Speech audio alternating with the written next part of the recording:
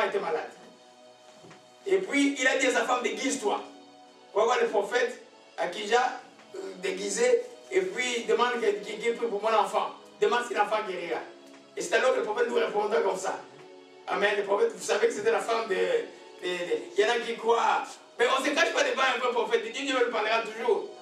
Des fois, il ne vous dit pas. Il sait qu'est-ce que vous faites. Amen. Il faut vraiment être très... Alors, finalement, Dieu pose la sentence. Il donne... Il dit simplement ici que celui de Tam et de la maison de Jéroboam qui mourra dans la vie sera mangé par les chiens. Celui qui mourra dans les champs sera mangé par les vautours. Et toutes ces malédictions. Vous allez voir que après Jéroboam, je demande, allons dans 1 roi 16, 1 à 3. On voit Bacha maintenant. 1 roi 16, 1 à 3 rapidement. Un micro, il disait rapidement, ça va prendre mes bien-aimés. Parce que je devais mettre ça au tableau, je n'ai pas de tableau. Amen. Le Seigneur adressa la parole au prophète Yehou, fils de Hanani, pour qu'il transmette à Bacha le message suivant. Tu n'étais qu'un citoyen insignifiant. Or, je t'ai pris pour faire de toi le chef d'Israël, mon peuple. Mais tu t'es conduit aussi mal que Jéroboam. Tu as poussé les Israélites à pécher, et ceux-ci m'ont irrité par leurs péchés. C'est pourquoi je vais vous faire disparaître, toi et ta famille. Je vous traiterai comme la famille de Jéroboam, fils de Nébat. Amen. Reste là, frère Jimmy, encore. Après Bacha, il y avait Ela. Après Ela, il y avait Omri. J'ai sauté rapidement. Alors, 1 roi 16, verset 24 à 25. Je suis en train de démontrer comment est-ce que la malédiction du père peut atteindre les générations après. Et comment c'est ce que j'appelle la règle de la multiplication de la malédiction. Si le père a fait le mal, le fils a fait le mal, ça fait maintenant 8 générations, et puis ça se multiplie à l'infini. Jusqu'à ce qu'un jour quelqu'un dit non, moi je vais suivre Dieu. Alléluia. Amen. Ensuite, oui. Amen. On parle de Omri maintenant. Je lis au nom du Seigneur. Amen. Ensuite, il alla trouver ses mères et lui acheta la colline de Samarie pour 6000 pièces d'argent. Il construisit une ville sur cette colline et l'appela précisément Samarie, d'après le nom de ses mères, l'ancien propriétaire. Mais Omri fit ce qui déplaît au Seigneur. Il fut même pire que tous les rois qui l'avaient précédé. Je continue. Oui. Il se conduisit aussi mal que Jéroboam, fils de Nébat, qui avait poussé les gens d'Israël à pécher et à irriter le Seigneur, le Dieu d'Israël, par leur idolâtrie. Le reste de l'histoire d'Omri est contenu dans le livre intitulé Actes des rois d'Israël. On y raconte ce qu'il a fait et le courage qu'il a montré. Lorsqu'il mourut, on l'enterra à Samarie. Ce fut son fils Akab qui lui succéda. Amen. Ce fut à son fils Akab. Mais Akab, c'est qui? C'est le mari de Jézabel. Amen. Alors dans Akab, maintenant, 1 roi 16, verset 30 à 34. Amen. Amen. Amen. Ça aurait été plus simple avec un tableau, mais je voulais juste vous montrer pour que ça entre dans la tête qu'on ne joue pas avec l'idolâtrie. Vous détruisez la vie de vos enfants. Alléluia. Après, quelqu'un qui est idolâtre, il fait entrer la malédiction. Et cette malédiction ne va pas s'arrêter à toi, ça va aller dans les enfants. Jusqu'à ce qu'un enfant dit non, moi je vais venir à Dieu. Ce sera individuel, ce ne sera pas le groupe d'enfants. Ceux qui ne vont pas se réveiller pour venir à Dieu vont être maudits. Alléluia. Amen. Frère, là, je vais faire quelques commentaires. On parlait il y a quelques jours avec Frère Midoje. J'ai posé la question à Frère Midoje. Mais dis-moi un peu, les enfants de maman Antoinette, il n'y a pas un garçon qui est vivant. Vous connaissez maman Antoinette, non? Amen. L'épouse des présidents Mobutu. Amen. C'était une bonne maman. Comme personne, c'est bon.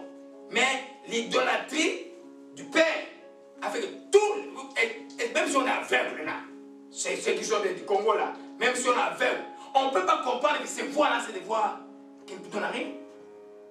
Quel est l'héritage de cet homme? De son mariage et son premier mariage, qui s'est marié à l'église. Tous les enfants sont morts. Amen. Il faut faire attention parce que les diables ne donnent jamais rien pour rien. J'ai dit que derrière chaque statue, il y a toujours un démon. Derrière chaque chance occulte, il y a toujours une principauté qui domine. Et chaque fois que tu vas blasphémer Dieu, le diable est fort parce qu'il se rit de Dieu. C'est pourquoi on va leur demander des fois de faire des choses ignobles. C'est pourquoi un idolâtre ne peut pas être gentil avec toi. On voyait des gens là, au Congo, des ministres, qui, pour donner $1 seul à tes frères, il ne peut pas donner. Pourquoi? Parce que lui, quand il souffre la nuit, il dort dans la baignoire, peut-être la nuit. Toi, tu ne sais pas. Toi, tu dors sur le lit, mais lui, il dort dans la baignoire. Hein? Mais comment il va te donner? Alléluia. Parce que le Dieu qu'il adore est le maître de la méchanceté. Alléluia. Amen. Lis, frère Jimmy, 1 Roi 16, verset 30 à 34. Mais il fit ce qui déplaît au Seigneur, encore bien plus que tous les rois qui l'avaient précédé. Non content d'imiter les péchés de Jéroboam, fils de Nébat, il alla jusqu'à épouser Jézabel, fille d'Edbal, roi des Sidoniens. Et il s'inclina devant le dieu Baal pour lui rendre un culte. À Samarie même, il construisit un temple pour Baal, il fit dresser un autel pour les sacrifices, et il plaça un poteau sacré. Par toutes ces actions, il irrita le Seigneur, le Dieu d'Israël, plus encore que tous les rois d'Israël qui l'avaient précédé. C'est à cette même époque qu'un certain Hiel de Bethel reconstruisit la ville de Jéricho. Mais ce que Josué, fils de Nun, avait prédit de la part du Seigneur se réalisa. Hiel perdit son fils aîné Abiram lorsqu'on creusa les fondations de la ville, et son fils cadet Ségoub lorsqu'on en posa les portes. Amen. Alléluia. Ça c'est une autre histoire. On va revenir sur ça. Dites-vous, je voulais juste vous démontrer les Jéroboam en passant par Baasha, par Ela, par Omniri, par Akab, ceux qui aiment l'Ancien Testament comme ma femme là, elle va être contente de ça, d'apprendre cette chose-là. Amen.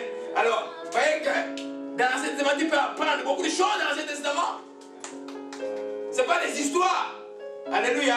Amen. La malédiction est allée grandissante parce qu'il n'y avait aucune personne qui s'est levée. Maintenant, j'ai brisé cette malédiction.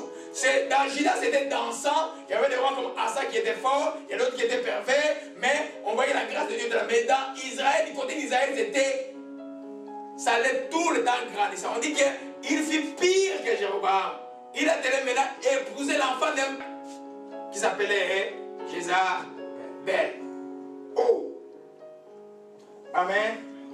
Il y a quelque chose qui l'esprit m'a dit, mais si je ne sais pas c'est où. Alléluia. Amen. Il est allé maintenant épouser Jézabel. Alléluia. Alors, nous comprenons que, mes bien-aimés, que quand Dieu dit que quand tu es idolâtre, la méthode parle de père en fils, on peut parler de tout. On peut parler des parents qui sont démoniaques, il y en a qui sont sorciers. Toutes ces choses-là amènent la malédiction.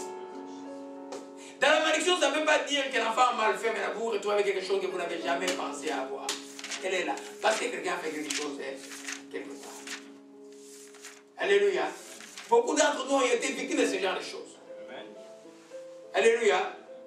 Alors maintenant, il faut que quelqu'un se réveille parce qu'il y a un qui peut renverser la malédiction qui est Jésus-Christ. Il a en fait renversé la malédiction à la croix du Calvaire. Il s'est malédiction pour nous. C'est par lui qu'on peut briser la malédiction et retrouver ce que nous avons perdu.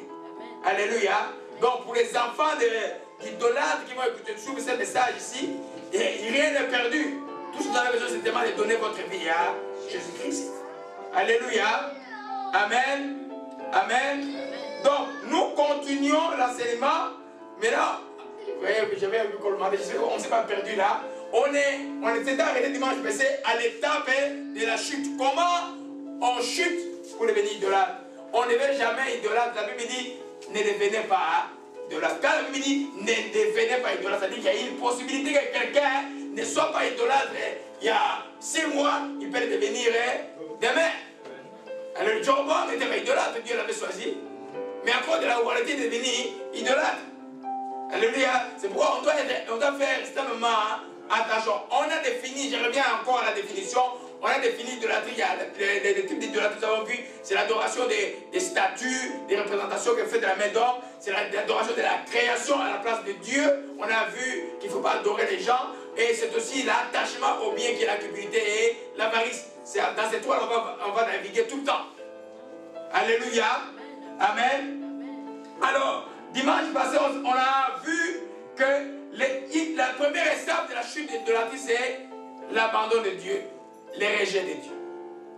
Quand les choses de Dieu deviennent des choses lourdes pour toi, lointaines pour toi, et que tu tombes dans les textes de l'Apocalypse chapitre 3, on nous dit, retourne à ton premier amour, tu n'es pas loin de devenir idolâtre. Amen. Parce que quand les choses de Dieu commencent à t'ennuyer, et puis ça commence à peser, dis-toi que tu n'es pas loin. Et quand tu commences à fuir les hommes de Dieu, tu as un problème. Alléluia.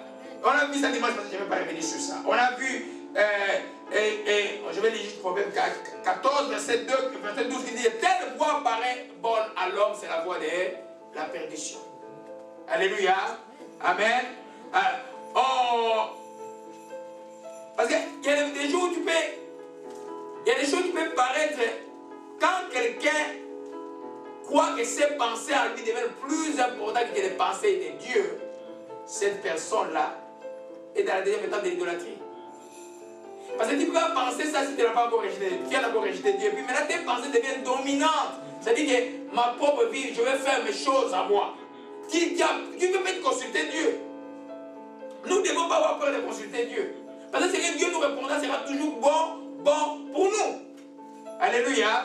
Donc la deuxième étape était avoir sa propre idée de Dieu. Quand on a sa propre idée de Dieu, on commence à... Il y a certains versets de la Bible que les gens ne peuvent pas lire. Amen. Il y a beaucoup de gens qui ne peuvent pas lire Ephésiens chapitre 5, à partir du verset 22. Hein. Il y a beaucoup de femmes qui ne peuvent pas lire ça. Amen. Il y a des, quand on dit soumise, là, ça tremble partout. On commence à chercher des... Il y en a qui expliquent, il y a des prédicateurs qui sont venus soft. Non, soumise veut dire. Non, soumise veut dire soumise. Ça ne veut pas dire autre chose. C'est-à-dire que vous êtes dans une même mission. Comme disait le pasteur Carambri, il y a un qui est chef de mission qui est le mari. Hein? Et toi, tu es sous la mission de ton mari. Mais quand tu n'es pas, il y a des rébellions. Alléluia. Amen. Avoir sa propre idée peut être aussi que, écoute, Dieu ne t'a pas envoyé de faire quelque chose, toi tu veux faire la chose par toi-même. Ça va être dangereux, c'est l'idolâtrie. Parce que la chose t'obsède, tu es déjà obsédé par la chose. En d'autres termes, vous allez voir des gens qui vont adorer les bâtiments, les églises, adorer. C'est-à-dire, c'est l'église, le bâtiment devient comme Dieu. Amen. Il y a quelqu'un qui est une de mes filles qui a l'onction de prophétie, il a dit des églises, grande église. Et puis, l'Esprit disait que votre église là, ils adorent l'église, ils n'adorent pas. C'est-à-dire que l'église est plus importante que Dieu. Donc on peut modeler les choses de Dieu et rendre ça soft pour plaire aux gens à l'église, pour que les gens restent à l'église. À partir du moment où l'église commence à flatter les gens, l'église a perdu sa mission. L'église n'est pas. On ne va pas. C'est un lieu de joie, mais c'est aussi un lieu de reconstruction. On ne peut pas reconstruire quelqu'un si vous ne le reprenez pas, s'il ne sait pas de quoi il doit être reconstruit. On a mis l'enseignement sur la restauration depuis de l'année. Alléluia. Amen. Et puis on a vu aussi la troisième étape, c'est tomber dans l'immoralité. Amen. Je vais juste commencer par ça. Donc, dans la troisième étape, quand quelqu'un, sa propre idée l'obsède, sa propre idée de Dieu est là, comme on a vu Jéroboam, il a tout ce qu'il a fait là, il croyait faire quelque chose à plaire à Dieu. Même les hauts lieux qu'il faisait, il croyait faire, il est présenté à l'honneur de l'Éternel, alors que l'Éternel a interdit ces choses-là. C'est quoi vous allez voir, on dit qu'Akab a fait pire parce qu'il a élevé un temple à Baal. Akab, lui, il a dit non, non, moi là, l'Éternel, non, moi je vais servir Baal tout carrément. Alléluia. Amen. Donc, la troisième étape, c'est tomber dans l'immoralité. On a vu les textes de sagesse qui disaient que, alors dans Romains 1, chapitre 23, verset, Amen. Romains 1, chapitre 23.